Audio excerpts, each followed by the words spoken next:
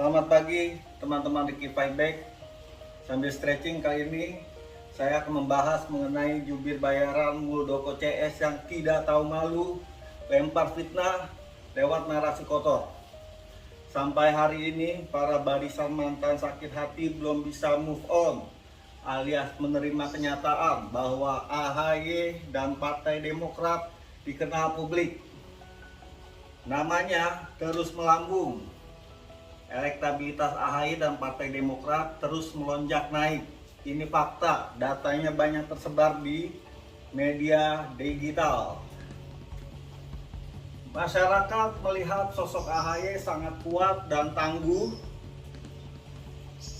setelah berhasil melewati ujian politik yang deras dari KSP Muldoko. Upaya pengambil alihan Partai Demokrat secara paksa di awal Februari 2021 melalui KLB deli sedang ilegal tersebut dianggap sebagai cara kotor dan menjijikan yang dilakukan pejabat negara aktif di era pemerintahan Presiden Joko Widodo.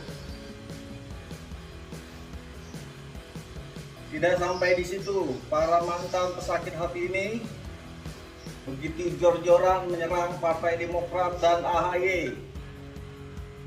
Berbagai cara pun dilakukan, semua dibuat dan direkayasa oleh mereka.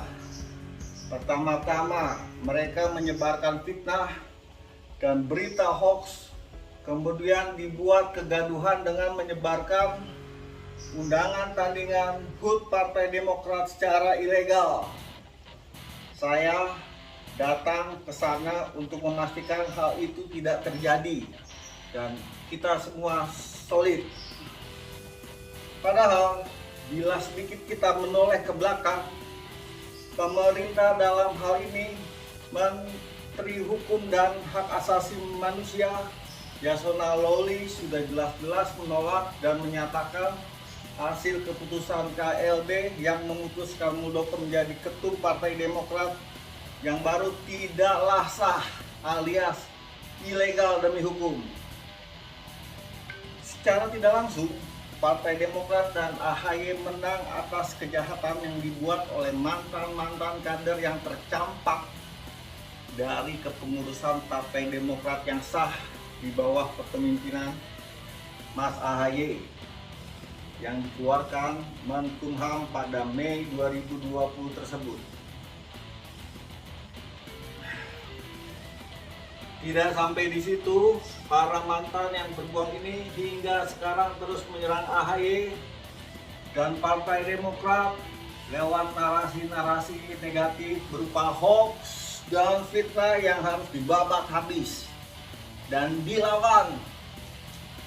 Para mantan sakit hati yang saya maksud di sini adalah kader senior yang dipecat karena sudah melenceng, karena sudah melanggar konstitusi yang ada dalam anggaran dasar, anggaran rumah tangga Partai Demokrat. Sekarang melalui pengacara bayaran Saiful Huda IMS, Muldoko CS kembali membuat kegaduhan